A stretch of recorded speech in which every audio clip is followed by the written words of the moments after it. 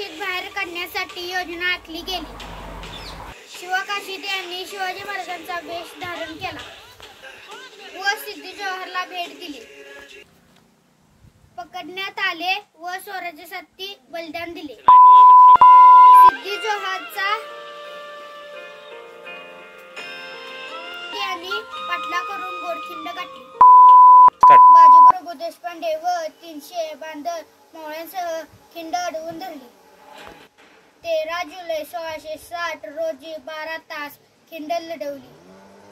महाराज विशाळगडावर पोहोचले. खून म्हणून तोफेचा आवाज दिला. नंतर बाजीप्रभूंनी प्राण सोडले.